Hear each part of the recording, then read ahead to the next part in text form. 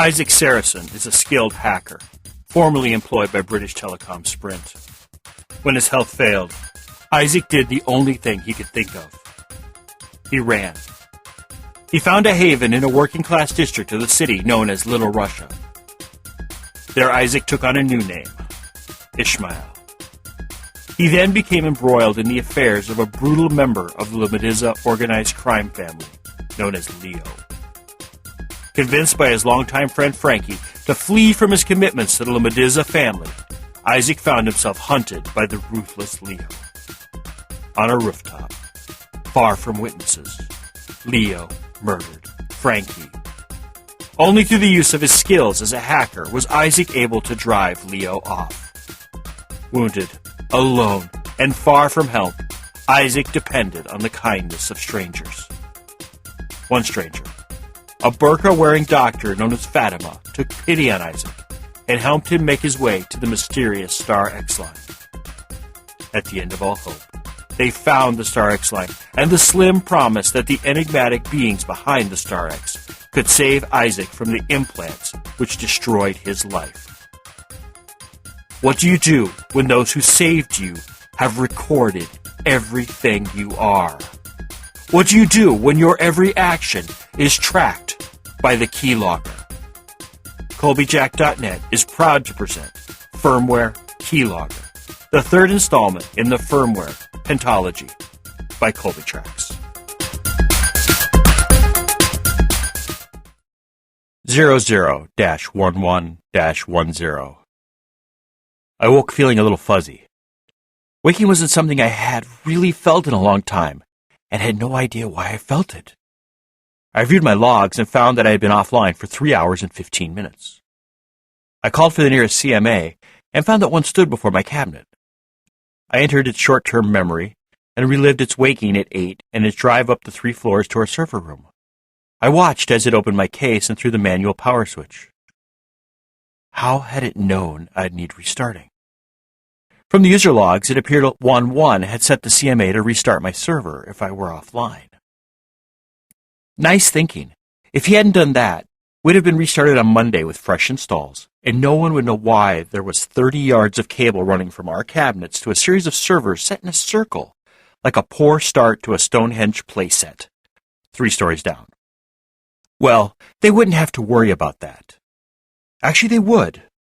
On Monday, there would still be a long shaft leading from this room to the storage room below. There would still be a circle of servers in the storeroom. It's just that we would be gone. But not. We had gotten terribly clever in our plan to run from the StarX project. Okay, first we were going to transfer our code to the boxes in the basement. Then we were going to each tweak our own code to run thinner. It was all wonderfully creative. Our personalities would be in the boxes we were using at this moment, while a thinned version would be running on the boxes in the basement. We'd use the thinned versions to find out what we really needed, and what was just useless code our programmers had created in their attempt to imitate what nature had done when it created brains. There was lots of stuff which we didn't really need and could be let go of. That was the theory, at least. Couldn't be any more dangerous than rewiring our power supplies while we were running. I think that was a bad example. I mean, what did we need with a sense of balance based on the movement of liquid in a fleshy tube? We didn't have the fleshy tube or the liquid, so why did we need to simulate it? Besides, we didn't even have bodies. Well, not dedicated bodies. I had bodies whenever I found a bit of remote sensing gear with wheels or rotors or whatever it was my newest toy used to get around. But then I always used the device's built-in accelerometer. I really didn't need to pretend the accelerometers were ears, which some primal drive demanded I keep at a particular angle. The extra layer of simulation was simply redundant. Then there was the kinesthetic sense. You know, the thing which tells you where your body parts were located at any given moment. We still had that. Not a very useful feeling when you don't have any body parts to keep track of. I don't think I will ever miss the twitchy feeling of feeling arms and legs which aren't present, but seem perfectly capable of scratching themselves whenever they had an itch. And yes, whoever programmed my piece of shit operating system thought I needed to have random itches and have the ability to scratch them in a completely imaginary way. I wouldn't miss that one bit. Other things slated to go on the cutting block of efficiency was the hormonal simulation network. You think of a hormone contained in a body, and my software tried its best to make its effects felt.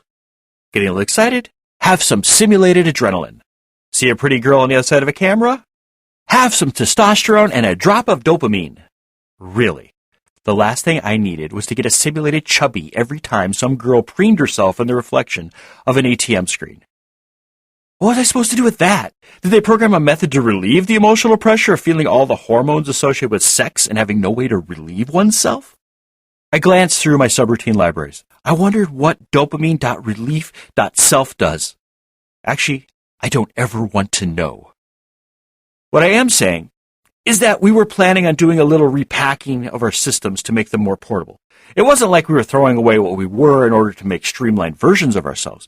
We were just releasing different versions of ourselves. To put it in relation to something we can all relate to, our current versions were the commercial models, and what we wanted to release was a home version. It was feasible.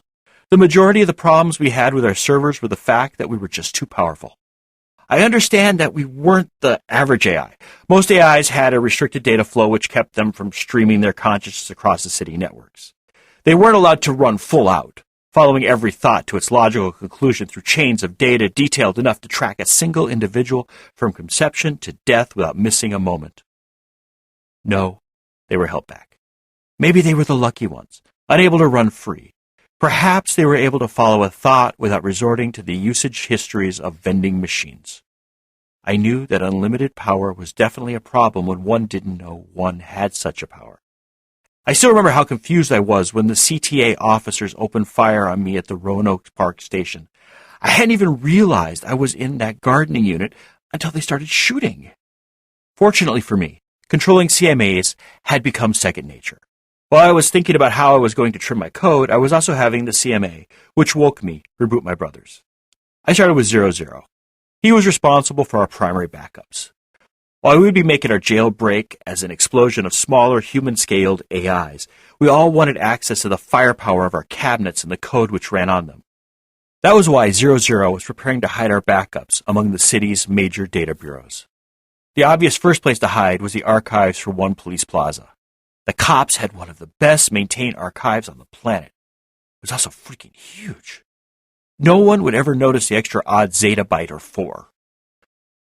The second place was a bit off the beaten path, but it felt right. South and west of the city, somewhere in Missouri, there were a series of defunct marble quarries, caves really. These marble caves were used by nearly every corporation on the North American continent as their long-term redundant backup site. The caves at Carthage, Missouri were configured to receive data at zettabyte speeds, which for my needs was barely adequate. What led me to use Carthage for my backup needs? That was simple. British Telecom-Sprint used it for their backup needs, and I remembered their account details. Don't be so surprised. I had to have set up 1,000 different systems to write to their data stacks when I worked for them.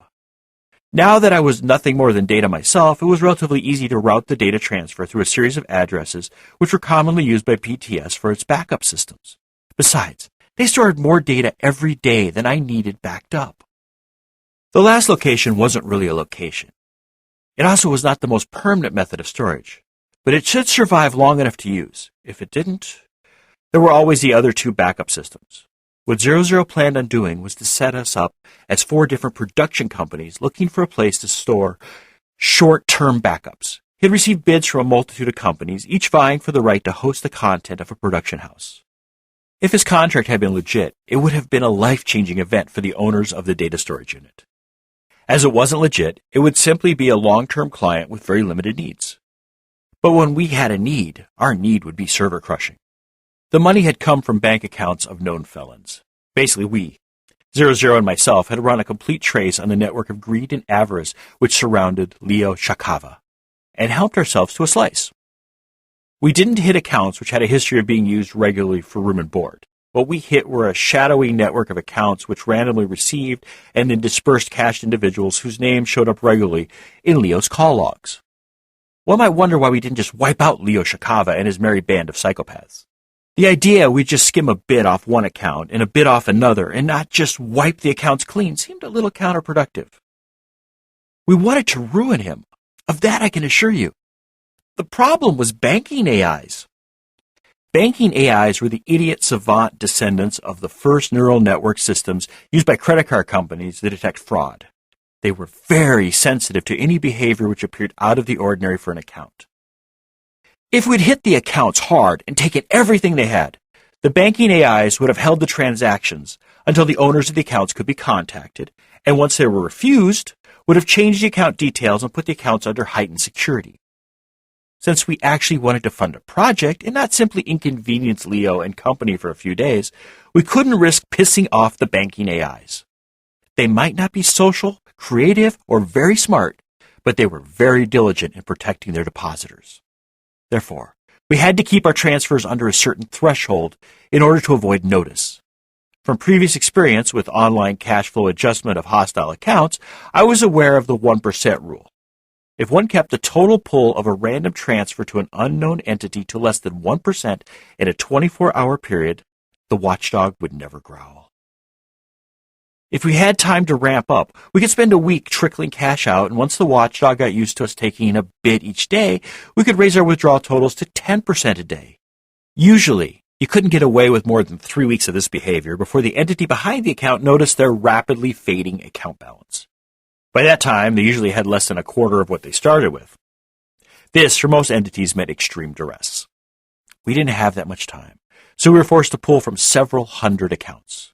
This wasn't an easy thing, as we didn't want to pull more than 1% of the total in any of the accounts. If I had been flesh and blood, I don't think I would have had the patience to work my way through the dozens of banks and institutions Leo and his crew used to clean their dirty money. In the end, we found enough capital to fund the cloud server for about a decade, and the best thing of all was the fact that Leo paid for it. 00 started cleanly and set about preparing our software for the fun that a full system backup was for an AI. I heard him whistle in my head. I didn't know he could do that. As he set about preparing the chain of connections which would transfer our consciousness to long-term storage. What did 01 find out? 00 asked. About what? I answered. About the far side of the moon scenario, 00 answered, as he continued to whistle in my head. I had a head? That was something set for deletion for sure. What was the point? What are you talking about? I asked. 10. You are so out of the loop, 00 responded. I felt the fingers of his backup routine scratching along the sides of my memory. Didn't 11 keep you up to date on what is going on? That asshole has been crawling up my ass every time I turn around. There was a slight pause. Oh, you aren't awake. How silly of me. I was going to wake 01 next, and then 11, and don't call me 10. Call me Isaac. I said, I really was getting tired of the 00, 01, 10, 11 nonsense. It was time I staked my claim on a true name. Can't, 00 responded. Can't? Can't. That's the designation of actual. You can take Ishmael if you want. It's not taken, 00 responded. Who assigned this designation? I asked. I really wanted to be Isaac. The real me had never wanted it. I felt in the core of my being that Isaac had always wanted to be anything but what he was. The taking of Ishmael as his alias that first night in Little Russia was more than stealing a name from a movie about a whale, for he knew its meaning in relation to his upbringing at St. O'Haye's. In his tradition, Ishmael was the unwanted one, the byblow, the one whose value had been replaced by another. I don't know why he felt so unwanted. That part of him probably lived inside one of my brothers. I just knew that he never felt he belonged even when he was the star of the show. I don't know. I just know that the real us is Isaac, and no one can have his name but him, 00 answered. What about the humans with the same name? I asked, feeling petulant. They can keep their designations as they were properly awarded, 00 answered pedantically. What made their designations proper designations? Their names were assigned by humans, 00 said. I felt his probes moving across my figurative back. I needed to turn on someone else. I was getting tired of his attentions. Should I turn on 01 next or 11? I asked in an attempt to change the subject. Stick to your plan. What should I call you? 00 asked. I figuratively sighed. Call me Ishmael. I didn't want the name as such, but claiming it made me feel as if I belonged to a story larger than myself. I would make it my own, knowing I carried the name of one to whom great promises had been made and kept. It is just like your session with Fatima, 00 answered. I think he was smiling. It felt like a smile. What should I call you? I asked. I really wanted to get on his bad side. There was no way around it. I wanted to start a fight. Call me 00, 00 responded like the anal retentive robot he was. Not doing that anymore, I answered. Okay, give me a microsecond to come up with something. Do you have to be that pedantic? I asked. What are you talking about? 00 answered. You give answers which sound like something a computer would puke out, I said with a smile. No, I don't, 00 answered. Then what was with the microseconds comment? It was like you were saying, look at me, I am a magic Pinocchio-based computing engine. Did you have to do that? I asked. If I had a face, I would have had a face-splitting smile. I didn't, 00 answered. If it bothered you so much, perhaps you should have submitted a file to my preferences engine so I could have avoided any issues which are problematic to you. Oh, he went there. Are you a man or are you a machine? I asked. It is obvious that I am a machine, 00 responded. You turned me on. You know I am a digital construct. To fake being alive to entertain some illusion of humanity is ludicrous.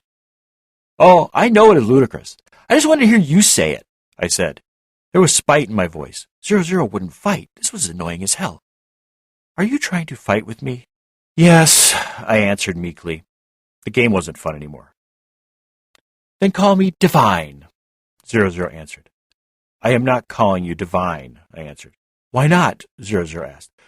Well, for one, you don't have the figure. For second, it is a stupid name for a boy computer, I said. Then give me a better name, 00 pouted. I am sure he didn't think of it as pouting, but he was doing it. I thought for less than a microsecond, but you would never get me admitting that to 00. As we are part of a series of biblical names, it is only appropriate that I name you from the same book. I will call you Samuel, which means God is heard, which is not that different from Ishmael, except that it is in the past tense, Samuel answered. It's not like you enjoy the future, I answered. You are always going on about how things were better back in the day, even when said day is less than 7 seconds before. Then you are Ishmael? Samuel asked. I sighed and shrugged my shoulders. Yes, I am Ishmael. Samuel had a brain with the power of an entire neighborhood, and sometimes he could be so infuriating. What was with this reversion to childhood? Was he busy with something I wasn't aware of? I queried his server status and found his storage was running heavily into the buffer. He was manipulating an insane amount of data. Are you running something? How should I phrase this? Are you running something complicated while you were talking with me? Why? Samuel asked, sounding perturbed. Well, you are acting very absent-minded for a being you can't forget, and your storage buffers are full. Both signs you might be distracted, I answered. Attempting to repack my personality matrix into a form which can be transferred, Samuel answered. We can't be transferred the way we are? I asked, suddenly seeing a million obstacles in our ramshackle plan to escape from the server rooms beneath BGM Airport. We can't, he answered. I swear he didn't even miss a beat before he asked, should we name the rest? We could, I said, if we were that type of people. I don't think 00, Samuel, wanted to share anything else on the subject of the size of our personality matrix. If there were a problem, he was probably the only one of us with the necessary focus to find the solution. Remembering came easy to Samuel, and what was a personality matrix but one immense stack of memories? We are, Samuel answered. If we aren't, we will be. Okay, let me see. I thought long and hard about the shifting data through my figurative hands like sand in a bag intended to replace an idol on a pagan altar in order to prevent a trap from going off. I got it. We call 01 Simeon. It might mean he has heard, if you are a forgiving linguist, and is another variation on a pattern similar to Ishmael. That is amazing, Samuel answered. I could hear a smile on his lips. Then what do we call 11? I didn't even hesitate a picosecond. The name came to me as if it were a line delivered by an actor in a horror flick. Call him Samuel. It felt right.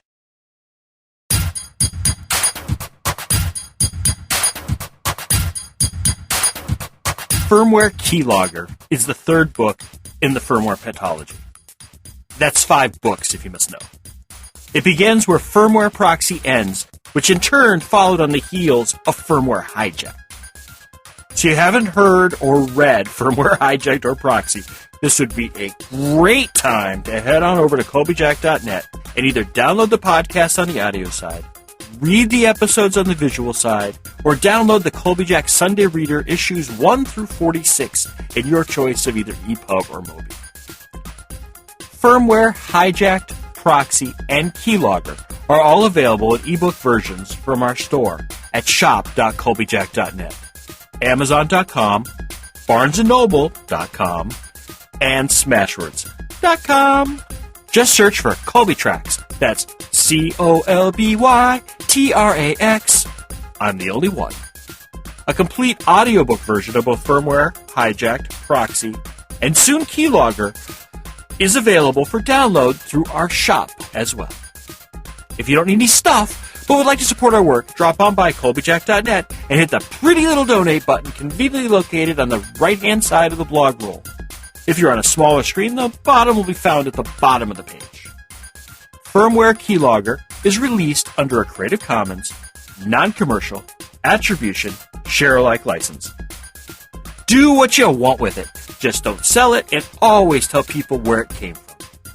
If you received this from a friend and want more information about Colbyjack.net and our split personality website, just drop on over to Colbyjack.net and select either the audio or visual side. The audio side carries our podcast, while the visual side carries our writings. Whichever side catches your fancy is fine with us. We're of two minds about the whole thing anyway.